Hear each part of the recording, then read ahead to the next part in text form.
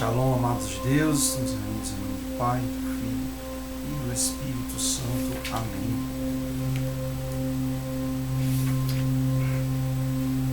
Proclamação do Evangelho de Jesus Cristo segundo Lucas. E aconteceu que naqueles dias saiu um edito emanado de César Augusto, para que se fizesse o recenseamento de todo o mundo. Este primeiro recenseamento foi feito por Cirilo, governador da Síria, e todos iam alistar-se, cada um à sua cidade. E foi também José, da Galiléia, cidade de Nazaré, a Judéia, a cidade de Davi, chamada Belém, porque era da casa e família real de Davi, para se alistar com sua esposa Maria, que estava para ser mãe. E aconteceu que, estando ali, completaram-se os dias em que havia de dar à luz, e deu à luz seu filho primogênito, e enfaixou e o reclinou numa manjedoura, porque não havia lugar para eles na estalagem. Ora, naquela mesma região havia uns pastores que velavam e à noite se revezavam na guarda dos seus rebanhos. E eis que se apresentou junto deles um anjo do Senhor, e a claridade de Deus os cercou de refulgente luz, e tiveram grande temor. E o anjo lhes disse: Não temais, porque eis que vos anuncio uma grande alegria, que o será também para todo o povo, porque hoje vos nasceu na cidade de Davi o Salvador, que é Cristo, o Senhor. Este é o sinal: achareis um menino envolto em panos e reclinado num presépio. E subitamente apareceu com o anjo uma numerosa multidão da milícia celeste, louvando a Deus e dizendo: Glória a Deus no mais alto dos céus, e paz na terra aos homens de boa vontade. E aconteceu que, depois que os anjos se retiraram de junto deles, voltando para os céus, os pastores diziam entre si: Passemos a Belém e vejamos que é isto que sucedeu, que o Senhor nos mostrou. E foram depressa e encontraram Maria, José e o menino posto numa manjedoura. E vendo isto, conheceram o que se lhes havia dito acerca deste menino. E todos os que ouviram se admiraram também do que lhes haviam referido os pastores.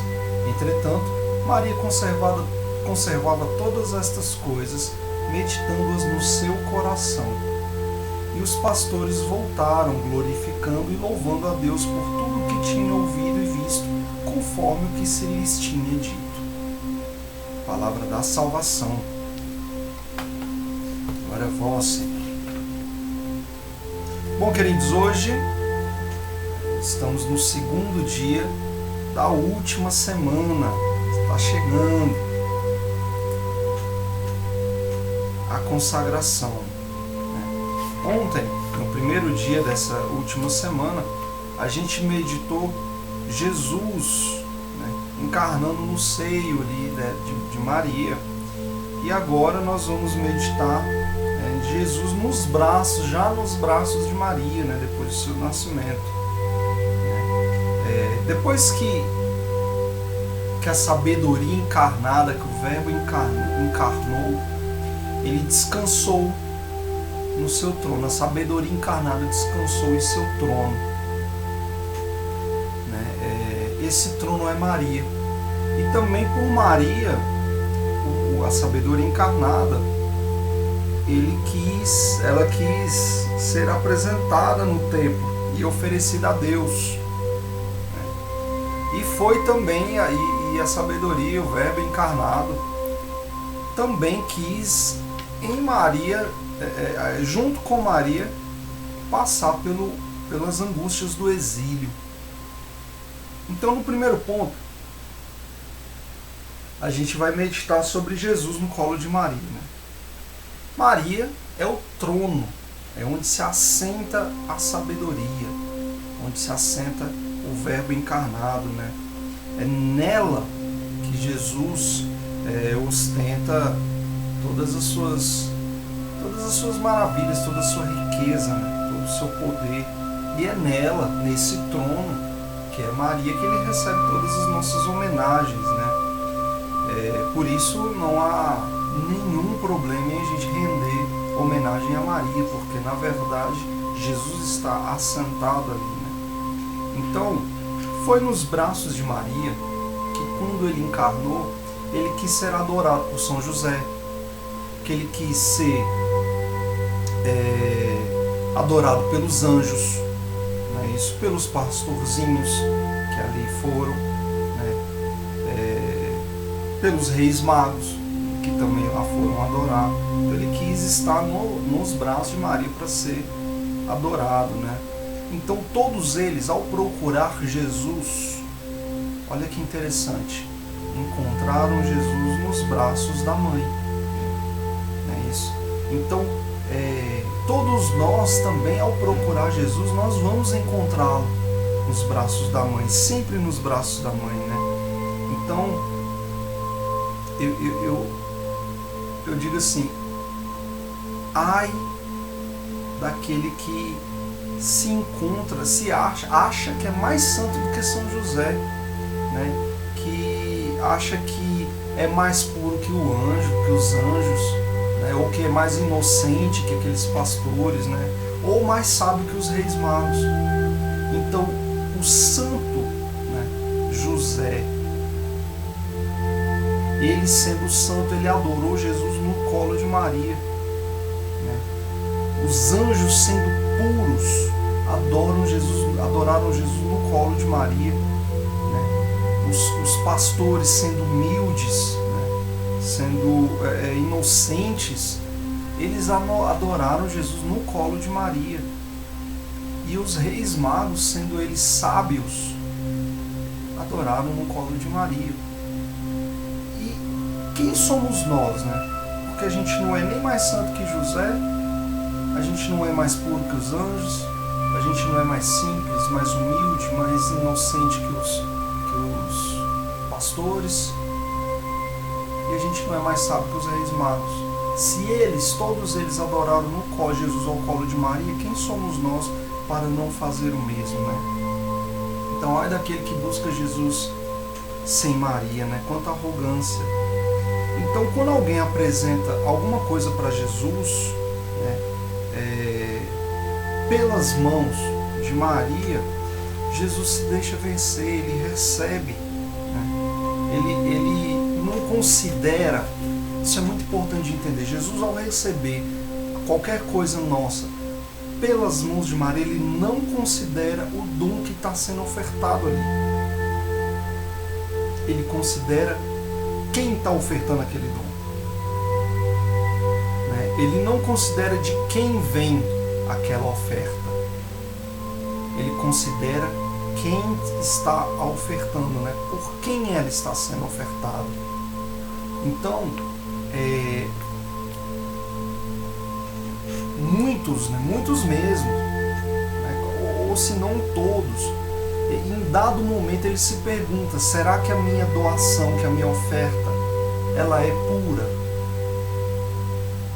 Será que a minha oferta, seja ela qual for, se você está ofertando, sei lá, a sua vida, você está ofertando uma hora, né? Uma hora do seu tempo durante o dia, você está ofertando ali, de repente alguém te ofendeu, você deu a segunda face, você está ofertando aquilo ali, você está ofertando a sua dor, a sua mágoa, você está ofertando a sua vontade de servir, você está ofertando a sua vontade de se santificar, você está ofertando o seu dízimo, um dinheiro no altar, ou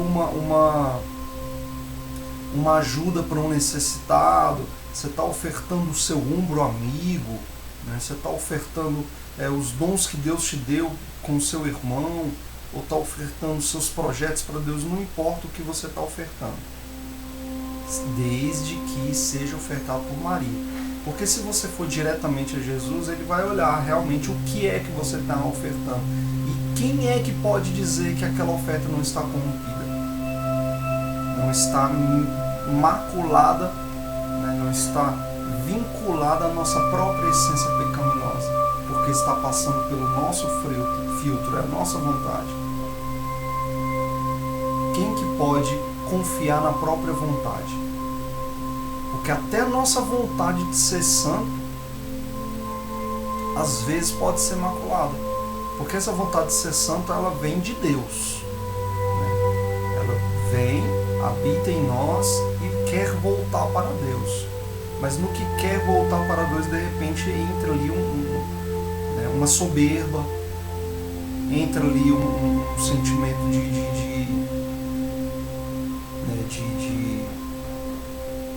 permuta, ou como, eu faço isso para Deus fazer aquilo, né? Uma barganha, ou quando às vezes a gente está passando por tribulação, não é isso? Às vezes a gente fica assim, chateado com Deus por Deus ter permitido aquilo. Onde está Deus na hora do meu sofrimento? Ele não está vendo, tem tanto tempo que eu rezo, será que ele não... Enfim. Quer dizer, até a nossa intimidade com Deus pode acabar por causa da nossa participação, né, nessa união, esse diálogo acaba podendo ser corrompido. Mas quando você entrega essa oferta por Maria, Jesus não vai ver a tua oferta, ele vai ver, né, quem é que está ofertando, por quem ela está sendo ofertada. E aí ele a recebe de bom grado. O segundo ponto hoje, a gente vai meditar em algo muito importante, que é quando Jesus é apresentado, que é um dos momentos, dos poucos momentos sobre a infância de Jesus que são descritos na Bíblia. Que é o momento que ele vai ser ofertado no templo. Né? Então, lembrando que Jesus ele era judeu. Então ele cumpria todos os rituais, né? Todas os dogmas, enfim, tudo ali do judaísmo, né? Todas as orientações do judaísmo. E um deles era apresentar o primogênito de cada família, apresentar ao templo como sacrifício. Só que Deus recusava o sacrifício e permitia, né, que ali aquele primogênito que era de Deus, que estava sendo ofertado a Deus, vivesse. Até pouco tempo ainda havia, até mesmo entre os cristãos, né? Que judeu não é cristão, né? O cristianismo veio após a vinda de Cristo, né? A primeira vinda de Cristo. Até mesmo entre os cristãos havia esse costume. Até há pouco tempo. É muito comum, antigamente, o primogênito virar padre, se fosse homem, freira, se fosse mulher. Né? Esse costume foi caindo, né? Mas há poucas gerações a gente ainda tinha o costume de colocar o nome do primogênito de José e o nome da primogênita de Maria. Era muito comum isso. Então, como era de praxe, Nossa Senhora foi levar, né, Jesus e apresentá-lo ao templo. Né, e a Jesus foi negada né, não foi perdoada essa questão do sacrifício, porque ele era o cordeiro, né? Então, sim, ele era o primogênito, mesmo, mas ele deveria ser, sim, sacrificado para a remissão, né, dos nossos pecados. Então, ele foi imolado para se fazer hóstia, e ele foi apresentado no templo nos braços de Nossa Senhora. Então, é assim que Jesus se apresentou a Deus, nos braços de Maria. E no Calvário, Maria também estava, no sacrifício aí eucarístico, nos altares. É assim que Jesus quer se fazer pão. Maria ali está também. E no terceiro ponto a gente medita sobre Jesus nos braços de Maria mais uma vez, mas a caminho do exílio. Então Jesus ele foi perseguido de morte desde o nascimento, né? Primeiro foi com Herodes, né, que ele teve que fugir.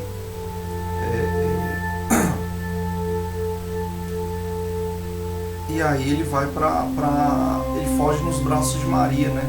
Exilado. Só que a gente parando para refletir, toda a vida de Cristo já era um exílio, né?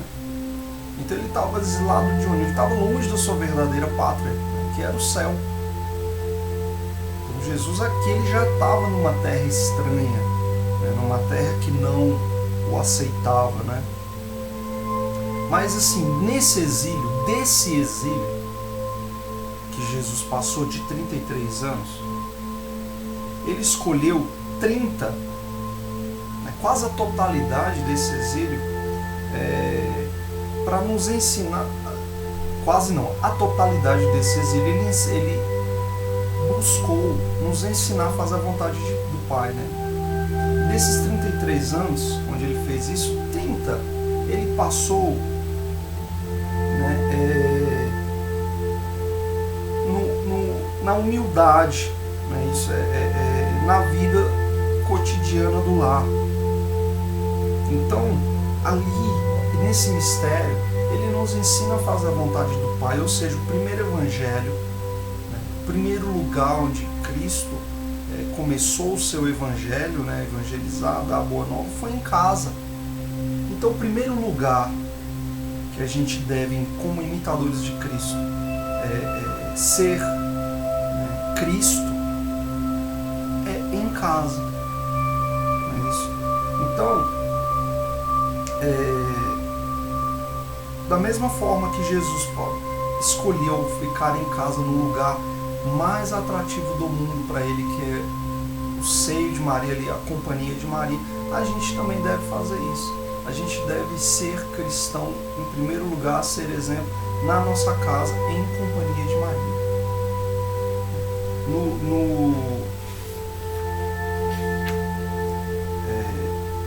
Na imitação de Cristo fala assim: quando Jesus está presente, tudo é bom e nada parece dificultoso. Olha quanta verdade tem nessa frase simples. É muito fácil, é só você comparar a sua vida antes e depois, né, dessa intimidade com Cristo que essa consagração traz. Os seus problemas vão continuar os mesmos, né, continuam os mesmos, alguns vão ser sanados, mas sanados ou não, sua paz, ela não é... Se você tiver com o coração em Cristo, a sua paz, ela nunca te abandona.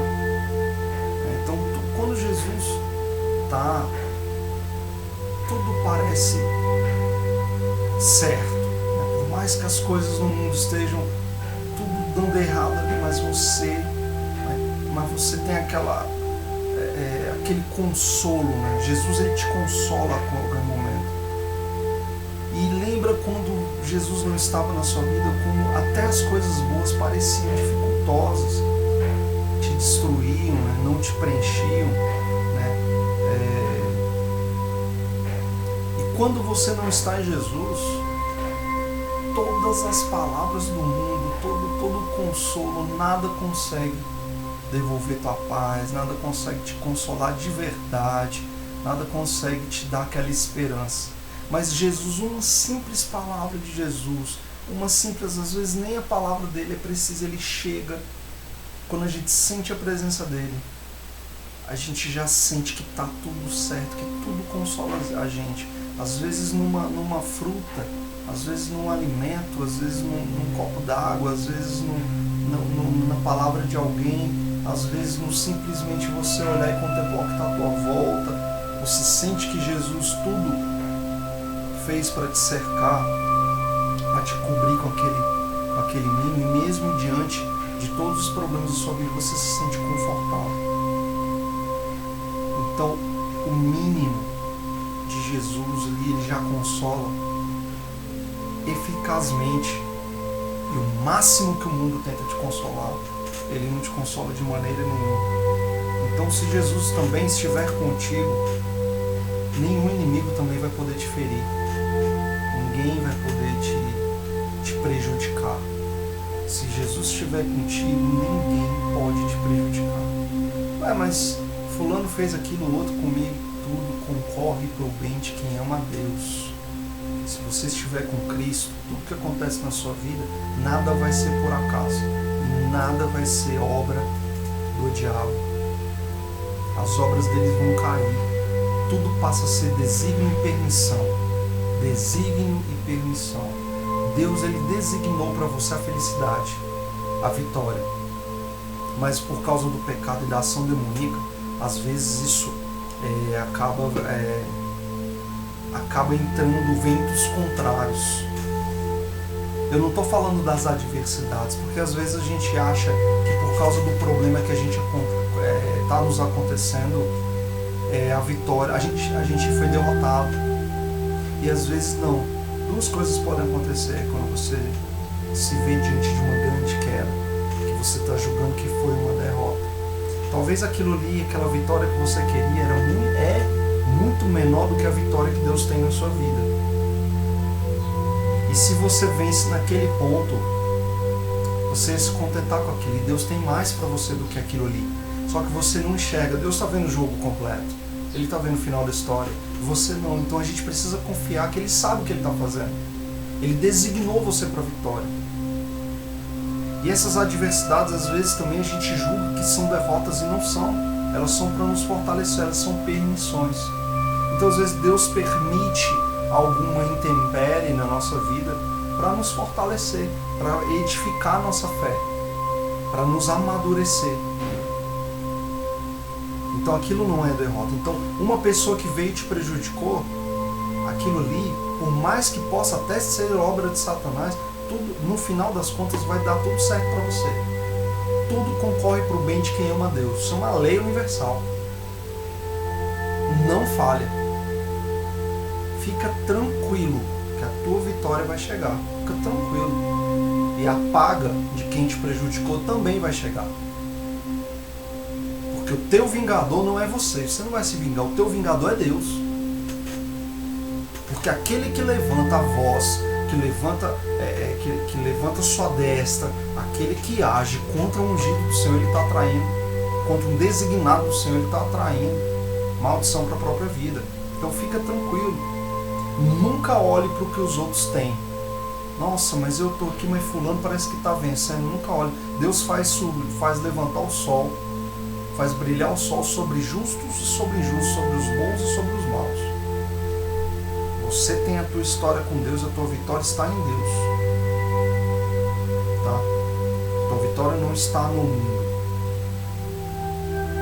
Então, até a pessoa que te prejudicou, aquilo foi permissão. Porque o diabo, ele é subordinado também. Nada pode agir sem que Deus saiba e sem que Deus permita. Nem o diabo. Então aquela provação que você está passando, que às vezes o diabo está colocando, foi permissão de Deus. Você precisa daquilo ali. Então tenha uma relação com a tua dor, com as permissões. Porque Deus também permite coisas boas na tua vida, a maioria das coisas, mas Ele permite coisas ruins. E a sua relação com essas permissões dolorosas, elas não podem ser de vitimismo. Te alegra, porque quanto mais provação você tiver dolorosa, maior é a vitória. Porque mais larga é a tua base. Não é qualquer vento que derruba. Agora, se você não passou muita coisa, qualquer coisa te derruba. Perceba também que junto com essa provação dolorosa, vai vir, Deus vai te dar junto ali a força, vai ir num pacote completo. Não tem como o que vem de Deus destruir. Nunca o que vem de Deus destrói. Nunca. Então Ele vai te dar força. É só você não usar a sua própria força, que a sua própria força não alcança. Se você usar a força de Cristo, ali você vence. Então nisso você já tem que ficar muito tranquilo. Qualquer coisa que vir. E aí você não tem medo de nada. Cristão não tem medo de nada. qualquer coisa que vi, eu tiro de letra, porque a minha força está em Cristo, e em Cristo está a vitória. Ah, a conta tá para pagar, tá para vencer, eu vou passar fome, você foi dotado com o que você tem, com o que você precisa para vencer essa batalha. O que você precisa é só lutar com a força de Cristo. E assim como Nossa Senhora dá aquela parada, ok, Senhor, o que é para me fazer? Então, quem vive sem Jesus, ele vive numa miséria, numa pobreza. Imagina que tragédia você não poder contar com tudo isso que eu estou falando. Além de você não poder contar, você tem uma certeza. A certeza que eu disse, que tudo concorre para o bem de quem ama a Deus, ela é inversamente proporcional a quem não ama a Deus, a quem está afastado, a quem ama uma coisa do mundo. Tudo concorre para o mal de quem não ama a Deus. E aí e quem não ama a Deus, eu não estou falando dos maus, eu estou falando das pessoas que se dizem boas, aquela pessoa que é gente boa. Teu marido, tua esposa, teu filho, teu pai, tua mãe, teu irmão, teus amigos, aquele pessoal que está à sua volta, que é gente boa, que você gosta, mas eles não amam a Deus. Eles amam o mundo, eles não querem nem saber das coisas de Deus. Tudo concorre para o mal, não tem nada bom que vai acontecer na vida dele que vai ser para o bem dele, para o crescimento dele. Até as coisas boas, os confortos, as vitórias, tudo isso vai concorrer para o mal dele. Tudo concorre para o mal de quem não ama a Deus. Nossa, mas que lei dura, que lei triste. Essa lei não é de Deus, não. Deus não queria que fosse assim. Vamos pensar, vamos raciocinar. Pensa comigo. Você não ama a Deus, logo você ama o seu corpo, a sua carne. A sua carne vai pedir o quê? As coisas do mundo. As vitórias do mundo, o que ela vai fazer? O que elas vão fazer? Vão te afastar, vão alimentar o teu vazio e vão afastar você mais ainda de Deus. E qual que é o destino disso? O inferno. Todas as glórias, tudo que há de bom no mundo, quando vem do mundo, ele concorre para o seu mal, e tudo concorre para o bem de quem ama a Deus. Então, é muito rico quem ama a Deus e muito pobre. É um pobre coitado aquele que não ama a Deus. E aquele que ama a Deus, quão grande é a arte daquele que ama a Deus, que sabe conversar com Jesus. Porque Jesus está o tempo todo. Eu vou convidar vocês hoje para fazer esse exercício. Se vocês forem fazer ali o alimento de vocês, faz Jesus, ó, estou fazendo então. Vai conversando na sua mente ali com Cristo. Passa o dia inteiro conversando com Ele. Jesus, estou indo trabalhar, vamos lá.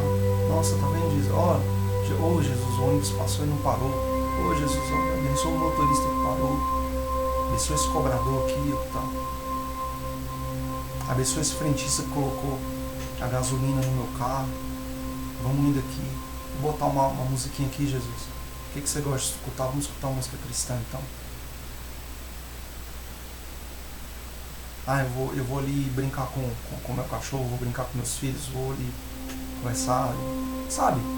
No simples, no cotidiano, nas menores coisas do seu dia. Faz o exercício hoje de conversar com Jesus. Em todas as coisas você vai ver o quanto o teu crescimento espiritual vai ser grande, rápido e eficaz. Então, seja humilde e pacífico. Conversa com Jesus, Ele vai estar contigo. Seja devoto, né? Seja sossegado. E Jesus vai estar contigo em todos os momentos. A voz de Jesus vai ficar muito alta na sua mente. Bom, queridos,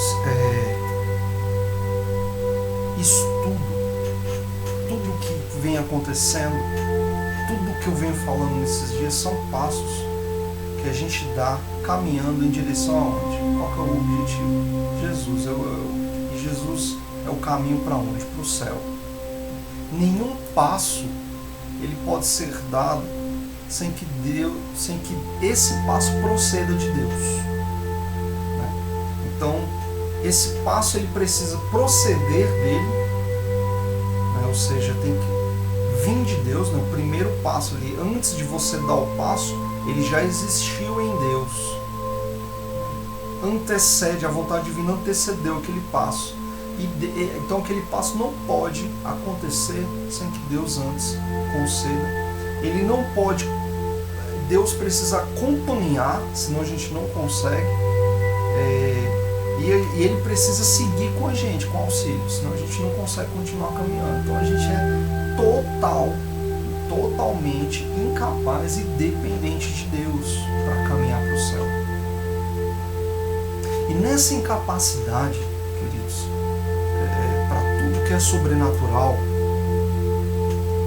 né, essa nossa ignorância, a debilidade que a gente falava no outro dia, né, esses vacilos que a gente dá, as nossas quedas, né, tudo isso faz o quê? Faz de nós o quê? Reduz a nós ao quê?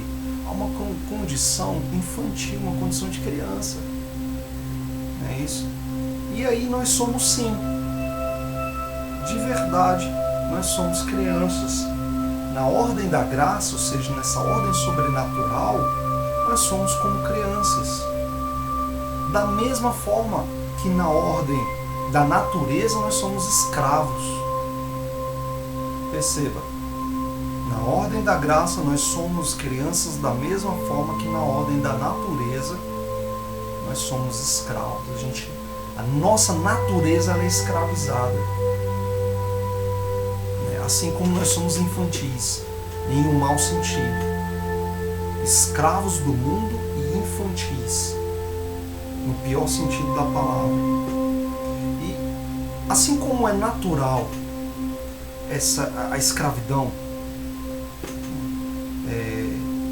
convém a gente, já que é natural, convém a gente, em vez de sermos escravos do mundo, passarmos a ser escravos por amor. Escravos de Cristo através de Maria. Da mesma forma que forçosamente o nosso espírito ele é infantil, convém a gente usar essa infantilidade também, passar a ser criança na ordem da graça, passar a agir como criança perante Deus. Então, essa infância, essa infantilidade na ordem da graça, quando passa a ser voluntária, ela passa a edificar e dar fruto. Assim como a nossa escravidão na ordem natural, quando ela passa a ser voluntária para Deus, e a nossa infância passa a ser voluntária para Deus, ambas dão fruto. E é indispensável, que nem fala em Mateus. Jesus fala que a gente tem que se fazer como criança, né? Lá no Evangelho de Mateus. Porque senão a gente não entra no céu. E quanto mais criança a gente... E vamos meditar, como é que é ser criança? A criança, ela é totalmente dependente dos pais. Ela não pode sustentar a si mesma. Ela até fica assustada, ela não pode nem ficar sozinha. É isso. Quando uma criança cai, ela olha que está sozinha, ela nem chora. Nem chora. Aí quando ela vê que os pais estão por perto, ela já abre o berreiro ali. A gente tem que ser desse jeito, mas não vítima. Quando a gente cair, já olha ali, opa, meu pai está comigo, minha mãe, Jesus e Maria está comigo. E você já me perdoa porque pequei, já levanta, já vai pro braço do pai e da mãe. Rápido. É isso. Tudo que você quer, uma criança, ela tem condição de fazer alguma coisa por ela mesma? Não. Uma balinha que ela tem que pedir pro pai. Ela é totalmente, ela não tem nada. O que uma criança tem? Ela não tem nada. Tudo que ela tem foi dado pelos pais. E se ela apronta, ela fica até de castigo. Perde ali os brinquedinhos que ela tem. Não é isso? Tudo que ela tem, ela ganhou, foi pro pai. O pai e a mãe que deu. E assim a gente tem que ser. Tudo que a gente tem que saber, ó. E se eu aprontar, eu posso até ficar sem isso aqui. Então tem que andar na linha, tem que obedecer pai e mãe. Agir como uma criança mesmo, em todas as coisas. Quando uma criança vai num supermercado, mãe, compra aquilo, pai, compra aquilo outro. Tudo que a gente quer tem que sair pedindo também para Deus. Não tentar fazer nada. Quando o que a criança sabe resolver? Ela não sabe resolver problema nenhum. Quando acontece, ela recorre a quem? Se ela tá ali brincando, quebrou o brinquedo, ela vai o quê? Pedir para quem consertar? Ela não dá conta. Se ela tá ali jogando um videogame, né, e travou, ela sabe o que aconteceu? Não sabe. Ela vai pedir para os pais. Ela tem um problema, não sei, ela está com fome, ela vai pedir comida, enfim, tudo ela recorre aos pais. A gente tem que ser assim também. Então,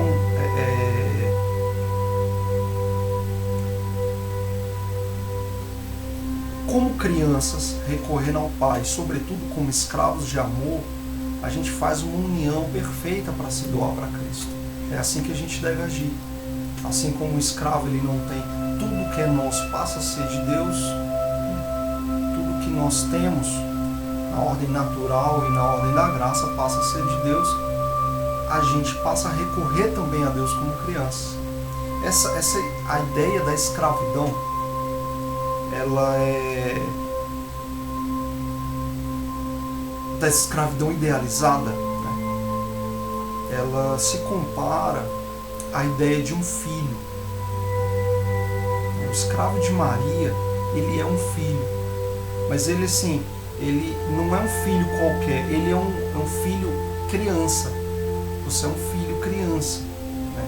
Que você recorre a todo momento para o seu pai e para sua mãe, mas aquilo é normal, aquilo não incomoda, faz parte da tua educação.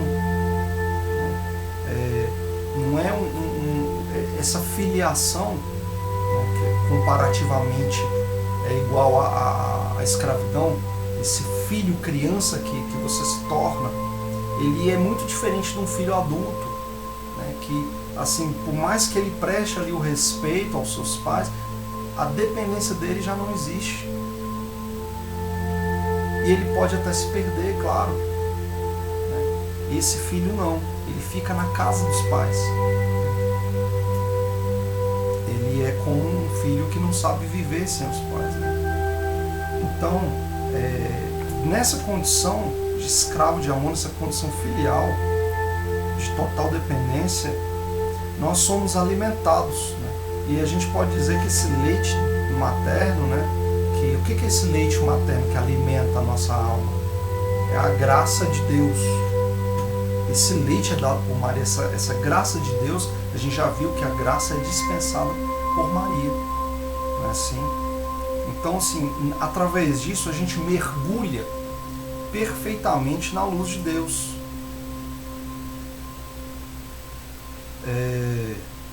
Maria, essa mãe que dispensa, né, essa graça de Deus, ela teve a sua vida exatamente como a nossa.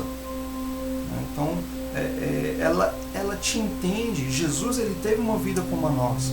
Eles te entendem.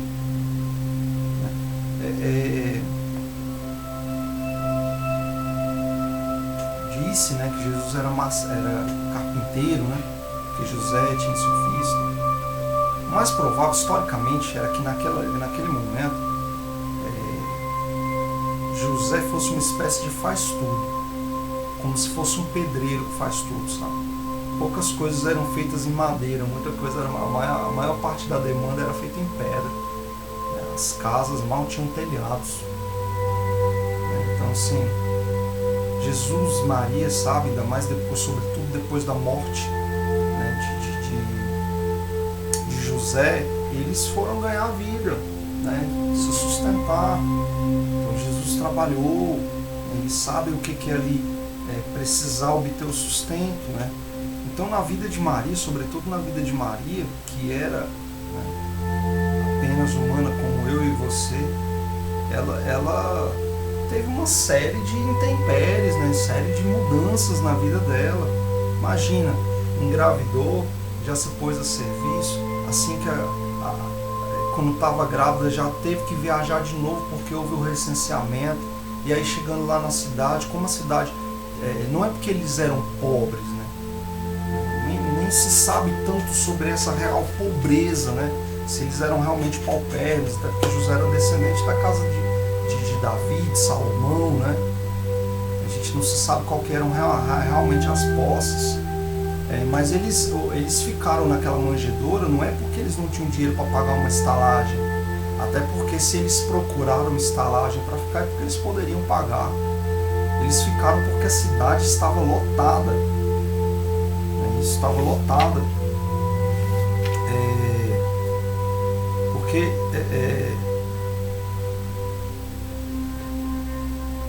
porque Jesus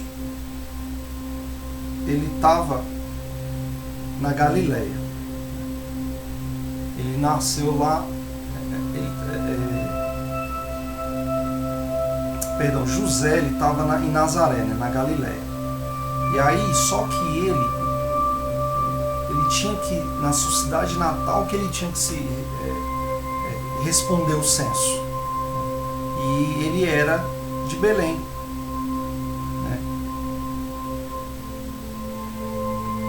que ficava na Judéia.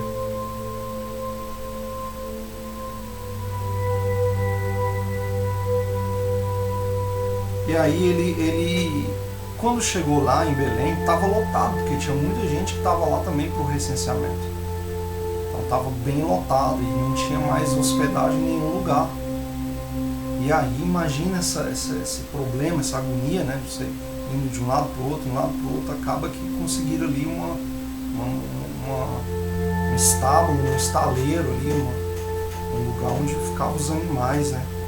Para ela poder ter Jesus. E aí depois ainda teve a ordem de matar todos os primogênitos, né, partindo de Herodes. Já houve uma fuga também ali, também pro Egito, né. Enfim, quando Maria chega no templo para apresentar Jesus, ela recebe ali uma profecia dizendo que uma espada ia transpassar o coração dela, né. Então muitas intempéries, né? Só o que ela passou ali no Calvário. Então Maria conhece a nossa dor. O tempo de Nossa Senhora, o dia dela, né? As 24 horas do dia dela, era dividido como o nosso. Isso tinha ali alguma horinha de pouquinho de felicidade interior, né? E profunda, né? Em Deus. Mas a maioria das horas, né, eram monótonas, né, horas cinzas ali, né, que parece às vezes não ter muito conteúdo, muito sabor, né, muito, enfim, satisfação, né, e vão se sucedendo ali umas às outras, como o nosso dia, né. A maior parte da nossa vida tem sofrimento, né, a maioria das pessoas. Então, sim, pode-se dizer que preocupação do cotidiano, com uma boa dose de sofrimento e lágrima que Maria passou, né, com um pouquinho uma modéstia, alegria, né, também preocupação ali. Então, as tuas preocupações, Jesus entende, Maria entende, eles passaram, né. Só que houve um ponto que Maria foi totalmente diferente de nós, né. Aquilo que dá aspecto a nossa vida cotidiana, esse aspecto doloroso,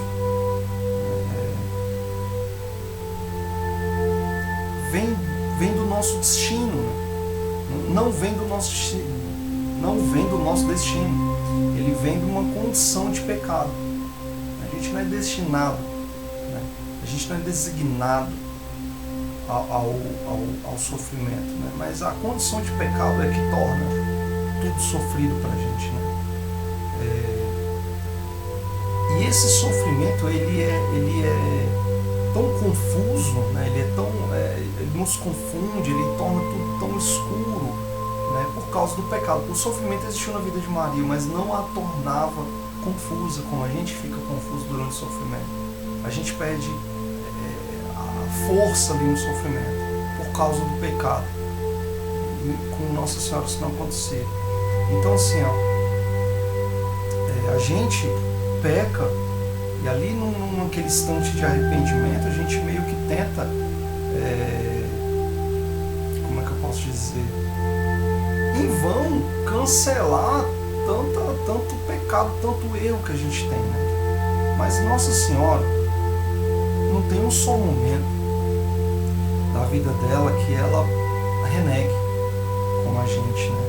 Não tem só um instante da vida de Maria que tenha sido vazio, tenha sido estéril, né? Não tem nenhum ato que ela, vamos dizer assim, que ela envolvida em sombras, que ela precisa ocultar, que ela se envergonhe, né? Não tem nada que tenha caído num passado, num abismo, assim, sabe? É diferente da nossa, né? E foi dessa forma, tendo uma vida completamente perfeita, que Maria entrou na eternidade. Todos os dias dela, todas as horas, toda a pulsação do coração, todo o pensar dela, toda a fibra do corpo dela, né? Toda a alegria, todo o sofrimento que ela tinha, né? Todo instante, os mais humildes instantes, era tudo, nada se perdeu. Tudo continua a viver até hoje, porque tudo foi endereçado ao Senhor e pelo Senhor foi elevado na plenitude. Então, que os nossos instantes sejam em Maria, né? Porque o problema, como eu falei, ele é permissão, mas a destruição que ele causa no teu coração, não, ela não vem de Deus. Então, que você possa viver os seus problemas, se está te destruindo, mais uma vez falo, Jesus disse, o jugo do Senhor é leve. Essas adversidades, essas permissões, elas são leves e suaves. Na verdade, elas estão leves. Quando chega a você, elas estão leves, porque é o Senhor que segura o peso delas. Ele só deixa passar para você o que precisa. Só que às vezes você tira o Senhor da frente, que Ele está ali segurando, né, o peso, você tira Ele, não, deixa eu segurar aqui o peso. Com as suas preocupações, com a tua falta de fé, você está fazendo isso. E aí você não tem força. Você quer se meter para segurar um negócio pesado demais para você. E às vezes aquilo já passou, você está segurando, você está carregando pesos do passado em forma de traumas. Então, deixa Jesus segurar, porque Ele aguenta você não. E vai te passar para você só o que você consegue segurar. E se tá o termômetro seu, se está te destruindo, você está roubando tua paz, aquilo não vem de Deus, renuncia. Volta para o centro, que é Cristo, deixa Ele segurar para você. Porque o jugo do Senhor, as dores que vêm de Deus, elas não destroem, elas não roubam sua paz. Amém? Estávamos e sempre estaremos reunidos em nome do Pai, do Filho e do Espírito Santo. Amém.